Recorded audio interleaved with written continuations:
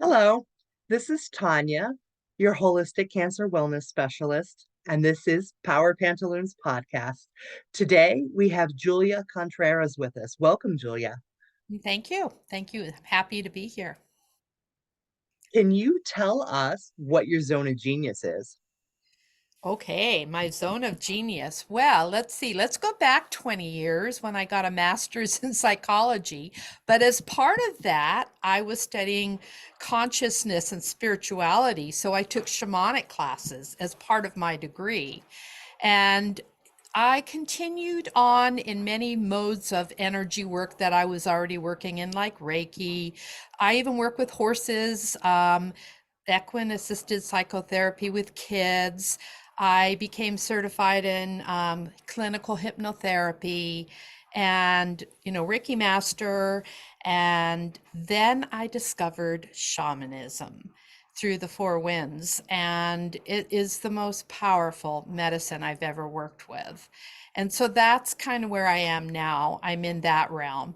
And I have a healing practice. And I also have partnered up with a person that was in the training with me a few years ago. And we have started a shamanic academy focusing on the divine feminine because the divine feminine is not gender based. It is about reuniting the divine masculine and the feminine. And where the world is today and all of this crazy chaos, that's what we need. We need that nurturing feminine energy to come through. So that's what we're focusing on in our teaching. Fantastic. That's a lot of learning. That's a lots of zones of genius. I'm gonna start with what you said last, which I 1,000% agree with. And I have noticed personally that there appears to be a global conscious shifting towards that divine feminine with how expressive women are with not wanting to put up with the masculine nonsense and stuff like that. Have you seen that as well? Oh, yes, we are definitely, we consider ourselves part of that movement that is happening in the world right now. The Quero shamans in Peru, which was the foundation of a lot of Andean shamanism, which is what I practice, say that we are again in the time of Pachacuti, which is an outpouring of crisis and an outpouring of healing at the same time. As much darkness is coming in, there's more light.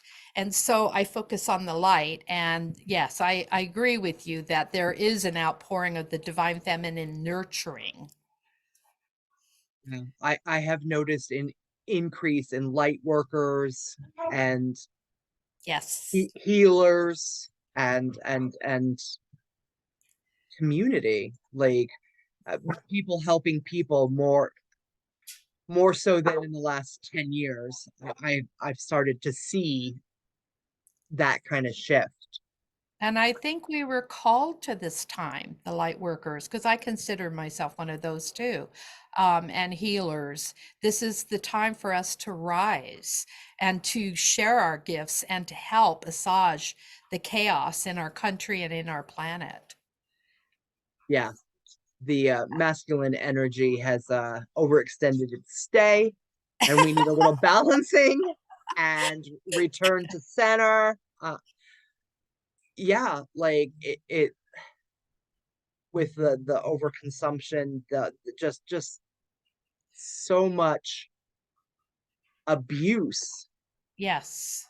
of the Yes. land and Yes. what it provides for, just over harvesting, not knowing what we're doing, all in the name of the dollar. Yes, yes, all in overconsumption. And I want to kind of go back to what you said about abuse, because I also have done social work and counseling for, you know, 20 years or so as part of my preparation, in a sense, for the healing energies that I entered in. The last formal job I had on the mainland before I moved to Hawaii, which is where I live now with my husband and animals, was I was doing equine therapy with foster kids. And so I've done, I've worked in all areas of social work, lots of abuse. And so I'm very familiar with that. And that kind of gave me a foundational understanding of what is needed now. Working with domestic violence, sexual assault, mental illness, homelessness, and foster kids and addiction. It really gave me a view of, and I got to the point where I was in the intervention. I was child protective services, I was social services, and I got to a point where I was like, I don't want to be part of the intervention anymore. I want to be part of the healing. And so I shifted over and started working with healing energies about 25 years ago. Yeah. I, the Speaking about abuse it's a heavy subject because Yeah. there's so many different kinds, and Yes. anybody can be abused. It just there is a lot of abuse taken out on women. Yes. Not Yeah. saying that men cannot be abused. That's not what I'm saying. But however, like if you It's look at about the statistics, 10%, 90% women and 10% men. That was the statistics we worked with when I was working in that issue. and as a mother, I have three kids, one young man and two young ladies, and when you send them out into the wild, you worry about them. You worry when you know the statistics of how many women are abused, assaulted, raped. When you know these numbers and you do the math and you see how many kids you have, like you're terrified for them. Yeah, yeah. My two sons are like in their 40s now, but I have a couple of granddaughters, and one is 20, and she just moved to the East Coast. And she's a normal 20-year-old, and I'm always like saying things to her like, oh, she tells me that she drinks and she parties, and I'm not going to be the no, no, no. I say, be safe, be safe. Make sure you're never alone when you do this. Make sure you have a designated driver, or walk or get a cab. But more than anything, just be careful, be Yeah, healthy, be watchful. yeah. It and Yeah. it's super frustrating as a female presenting individual, the the stuff that we're required to do to stay safe. And Yes. as a society, the burden has been placed on us, and it is continually placed on us.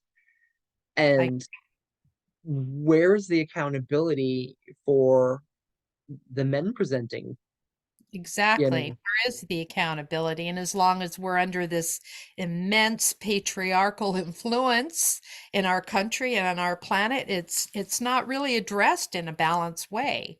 And that's why it's so important that we bring in these healing energies. Because in a sense, bringing in the healing energies makes you transcend this 3D level. It's like we go into 4D and 5D and kind of wrap around and come back down.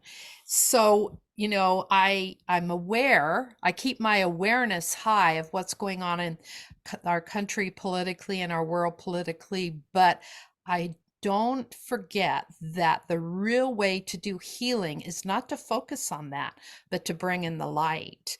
If we're upset all the time, then we're just adding to the chaos. absolutely, absolutely. And you know, this is not where I expected the conversation to be, because I really want to hear about the shamanism and how you started there, but nor is this directly related to what my platform is, but like it is in the way that helping women, feminine people, or however, whatever you want, like whatever label you want to use there, um, navigate. And healing is one of the big things that I want to help people with. So the global consciousness is something that comes up several times all the time. It just happens to keep coming up. but maybe we could transition and talk about the shamanism and Sure. Sure. what what that like what your initial experience, like what it is. Why don't we start with what is it, for people who do not know? Okay, well, I know for some it's kind of a scary word because there are people out there practicing without, proper training. And then I know there's been a lot of, um, I don't want to say abuse, but misuse of the shamanic practices. I actually worked with somebody yesterday that was scared to death to even meet me because she'd had worked with a shaman before and was scared to death of it. And so the word shaman can be kind of overwhelming. Shamanic practitioner, healer, it really gets down to what I do. You work with the chakra field. And so you work with all the chakras. And if you have had trauma or a need for healing, it becomes an imprint on one of your chakras or in your field. And one of the basic tools of what we do is we clear the chakra and then we bring in healing and rewind it clockwise. And that is called an illumination, which is one of the foundational practices of Andean shamanism. And then you go on from there. There's some people have blockages. Some of them are crystallized. Some of them are curses that have been given down for many generations. Some of them are Operationals. cords that I know how to cut. I know how to do extractions. I also do soul retrievals, which is a very sacred process when people are ready for it to go back and retrieve that part of their soul.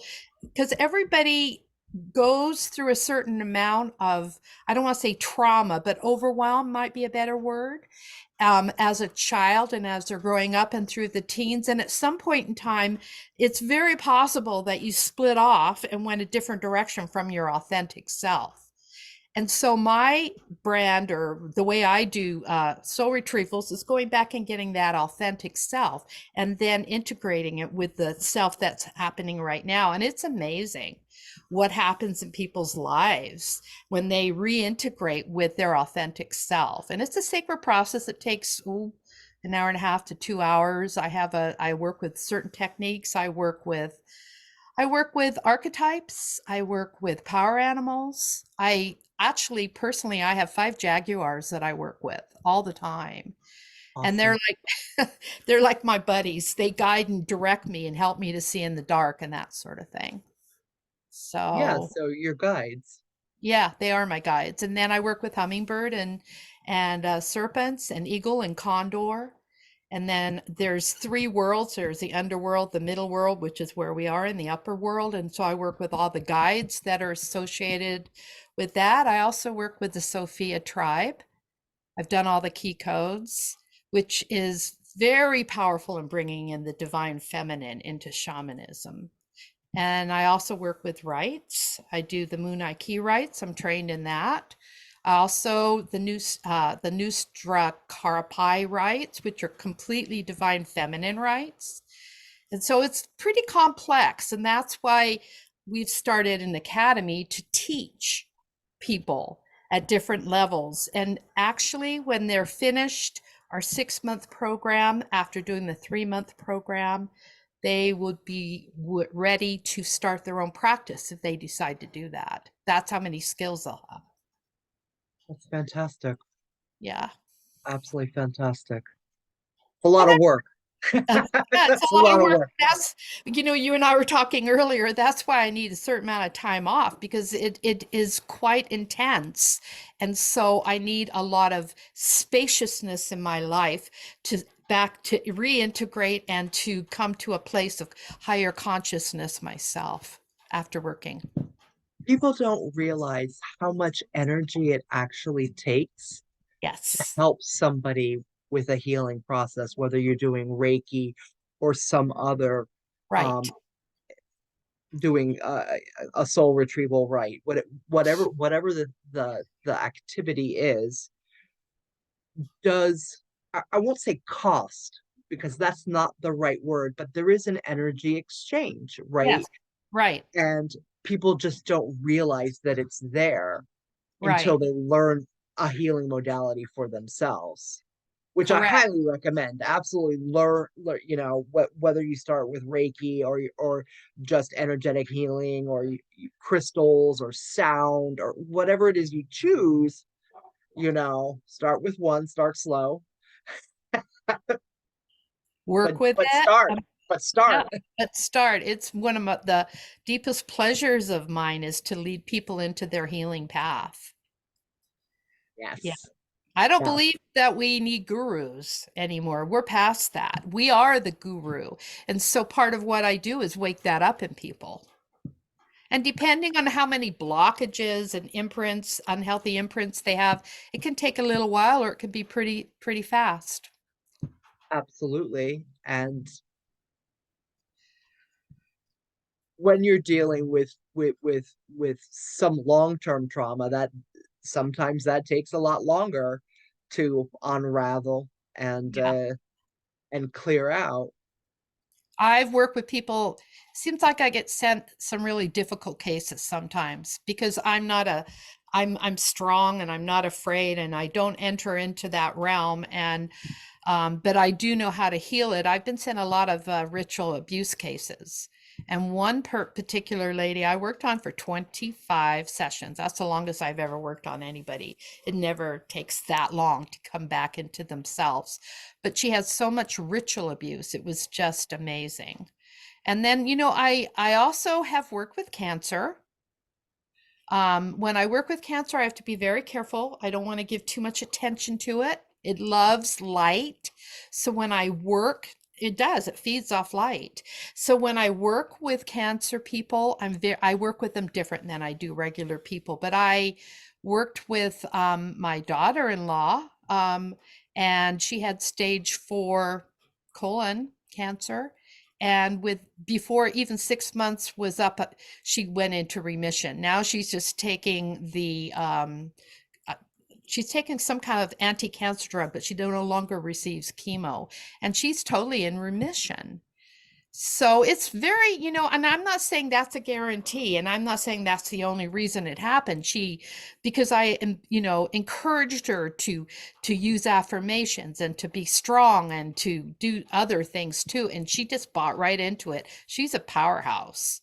So, Absolutely. For me, the my cancer journey mindset was absolutely paramount. Number yeah, one, yes, the reason this is called Power Pantaloons is because every morning, one thing on my to-do list, and that was to change my underwear and put on a clean pair of Wonder Woman's panties because Wonder Woman doesn't die.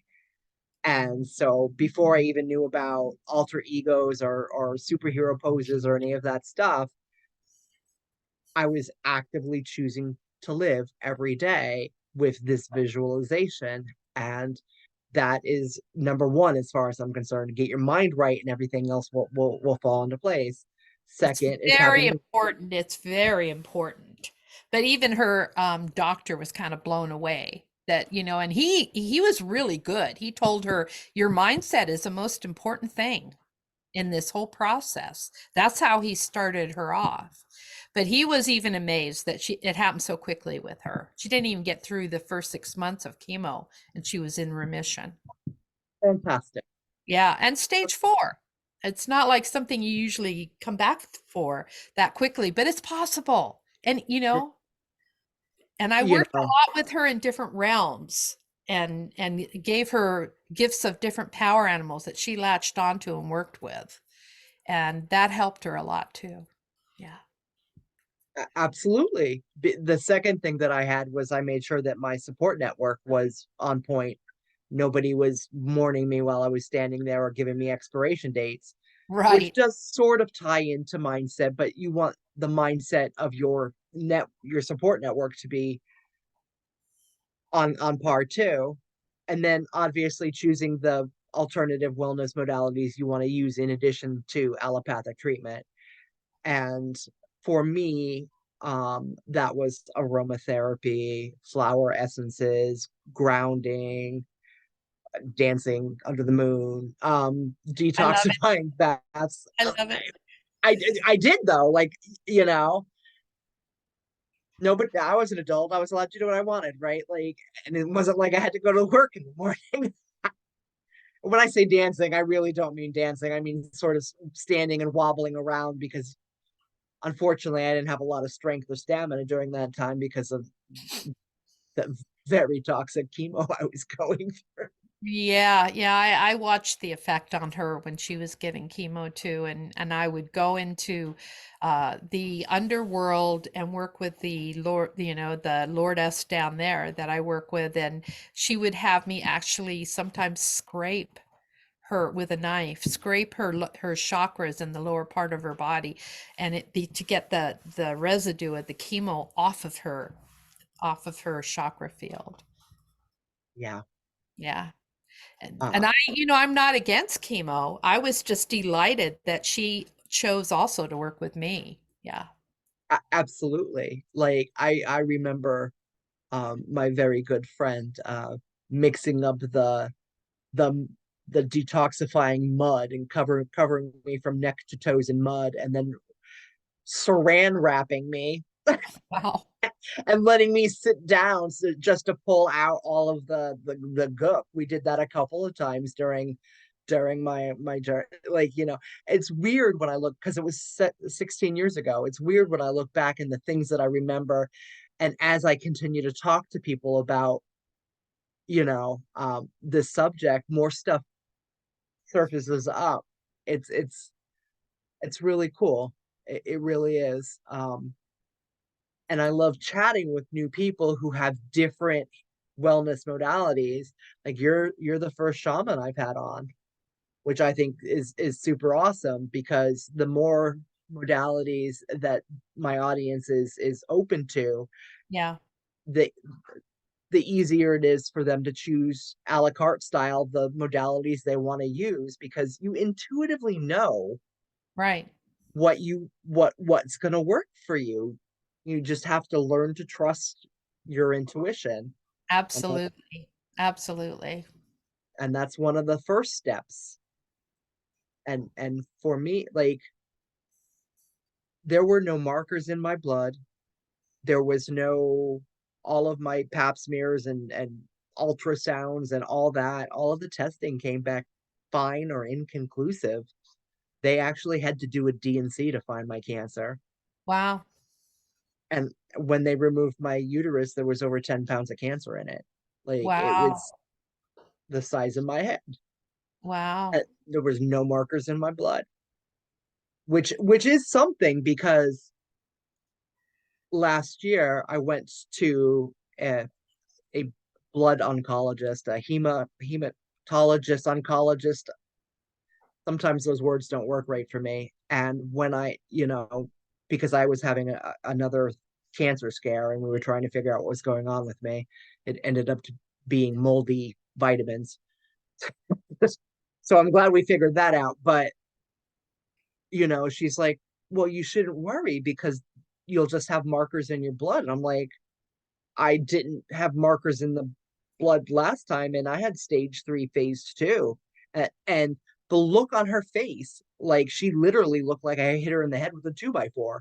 She didn't want to believe me when I said that. That's how surprising it is. And I'm like, there's no guarantee there's going to be markers in the blood, which is why you listen to your body. Like Yeah. my body was telling me there's something wrong, and I continue to advocate for myself. It's super important. And I work a lot with light too. I mean, I have had certain issues in my body, and I work a lot with light and visualization, and it's very powerful. If you take, Absolutely. yeah, yes. I have a meditation practice that I've had for, I don't know, more than 20 years, seriously. And now that I'm in that place in my life where I don't have to get up and report to work or anywhere, I probably spend 45 minutes in the morning meditating. And it really sets the day. That's part of shamanism too. We open sacred space, we open the directions. I do that on my back porch, which is covered. In Hawaii, we live mostly outside. And so I bring in the directions there with my husband. He's Native American, so that's right along his um, way of thinking too. And then we meditate for about 45 minutes, and I work a lot with light and with visualization just for myself. And so I Yep. always encourage, it's amazing. It's really amazing. Visualization is amazing. I know people have heard that for years, but it seems like we're really in that space and time in our lives, in the time of the planet where we really need to employ these gifts now. Absolutely. Yeah. Like I absolutely agree with that. I've meditated uh off and on since about 93. I try to make it a daily practice. It doesn't quite always work out to a daily practice, but I'll go through phases where it's a daily practice for a few months and then I'll ooh shiny and then like and then I'll be like, oh yeah, I'm supposed to be doing this. And I think that's just, part of the cycles of life for me anyway. Well, sure. I was doing that before like 20 years ago. I was the same. Life sometimes, puts other things in your pathway, and it's hard to squeeze out even 5 minutes in the morning or whatever at night. So I understand completely. Yeah. All right. Awesome. So if somebody wanted to learn more about shamanism and reach out to you, how would they do that? Well, I'm on Facebook. I have a big presence there, but I would say they could contact me at Julia at the divinefeminineshaman.com.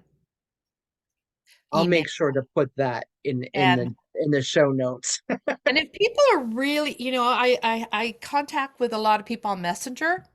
A lot of people will reach out to me that, but if somebody is really interested, I don't even mind if they have my phone number for texting to start off with. Because a lot of times people need to meet with me. Like yesterday, I met with somebody. I didn't charge them.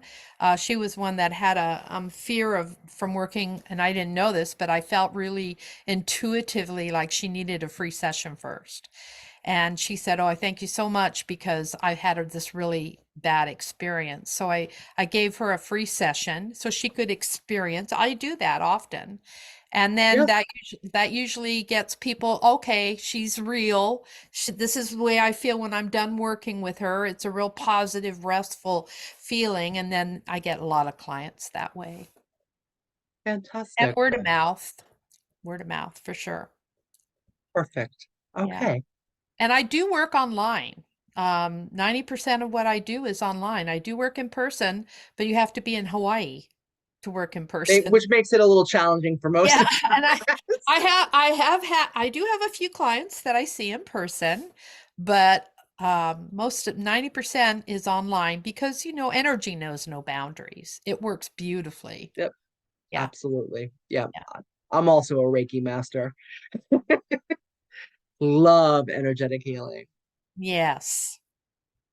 Awesome. Okay, so earlier we were talking about the fact that you have a free gift for the audience. Yes, yes, I do. And it is the 4 steps to inner peace. And it talks about how to, in this world, as we've talked about earlier, a lot of us are stuck in fight or flight. I mean, I was for a lot of years. And so these 4 steps to inner peace are how to turn that off. And that's our free gift. Fantastic. And I will make sure that we put all of that in the show notes so that you could have the 4 steps to inner peace because we all need that. Thank you very much, Julia. I really appreciate you coming on to the podcast today. Thank you. It was a pleasure to be here. Bye, everybody. Bye bye.